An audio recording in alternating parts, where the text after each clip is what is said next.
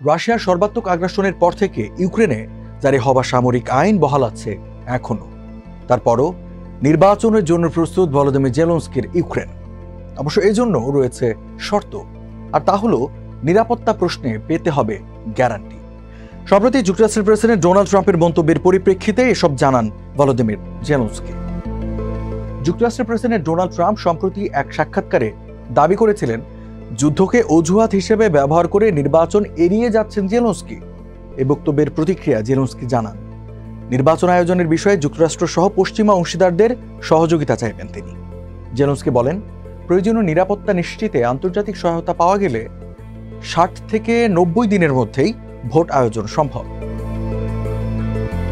জেলেনস্কির 5 বছরের প্রেসিডেন্ট মেয়াদ শেষ হওয়ার কথা ছিল 2024 সালের মে মাসে, কিন্তু রাশিয়া আগ্রাসনের পর সামরিক আইন জারি হওয়ায় স্থগিত রয়েছে দেশটিতে সব নির্বাচন। জেলেনস্কি বলেন, নির্বাচনের বিষয়টি ইউক্রেনের জনগণের উপর নির্ভর করে। আসলে এটি একান্তই ইউক্রেনের বিষয়, অন্য কোনো দেশের নয়। এ সময় ক্ষমতায় আঁকড়ে আছেন এ ধরনের ধারণাকে অযৌক্তিক বলে উড়িয়ে দেন জেলেনস্কি। রাশিয়া শুরু থেকে জেলেনস্কিকে অবৈধ নেতা আখ্যা দিয়ে নতুন নির্বাচনকে যুদ্ধবিরতির শর্ত হিসেবে তুলে ধরছে। ট্রাম্পও প্রায় কাছাকাছি মন্তব্য করেছেন। তিনি বলেন, একটা পর্যায়ে এসে গণতন্ত্র আর থাকে না। কোনো প্রমাণ ছাড়াই অভিযোগ করেন জেলেনস্কি শান্তির পথে প্রধান বাধা। যুদ্ধাবস্থায় নির্বাচন করার বাস্তব বাধাও রয়েছে। ফ্রন্টলাইনে থাকা সেনাদের ভোটাধিকার নিশ্চিত করা, বিদেশে আশ্রয় নেওয়া প্রায় 57 লাখ মানুষের অংশগ্রহণ, অনিরাপদ অঞ্চল এবং সম্ভাব্য হামলার ঝুঁকি মিলিয়ে সংকট আরও জটিল। রাজনৈতিক বিশ্লেষকরা বলছেন, সামরিক আইন চলাকালে নির্বাচন না করার বিষয়ে রাজনৈতিক দল ও নাগরিক সমাজে দৃঢ় ঐক্যমত্য রয়েছে। পার্লামেন্টের পররাষ্ট্র কমিটির চেয়ারম্যান ওলেক্সান্ডার মেরেজকো বলেন, নির্বাচনের কোনো সুযোগ নেই। এটি হয়তো পুতিন চাইছেন, কারণ নির্বাচনী প্রচার বিভাজন তৈরি করবে।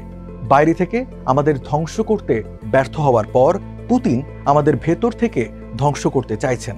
এজন্য নির্বাচনকে হাতিয়ার হিসেবে ব্যবহার করতে পারে। কিয়েভ ইন্টারন্যাশনাল ইনস্টিটিউট অব সোসিওলজির সেপ্টেম্বরে এক জরিপে দেখা গেছে, প্রায় 63% ইউক্রেনীয় মনে করেন নিরাপত্তা নিশ্চিত সহ যুদ্ধবিরতির পর নির্বাচন আয়োজন করা উচিত না। তাদের যুক্তি, সংকটের পূর্ণ সমাধানের পরই নির্বাচন হওয়া উচিত। বিশেষজ্ঞরা বলছেন, বাস্তবে নিরাপত্তার যেসব শর্ত জেলেনস্কি চাইছেন তা নিশ্চিত করা ভীষণ কঠিন। বিশেষ করে মুক্তাঞ্চল, শরণার্থী, সেনাদের অংশগ্রহণ এবং নিরাপদ ভোট কেন্দ্র সবই এই যুদ্ধক্ষেত্রের মধ্যে বড় চ্যালেঞ্জ।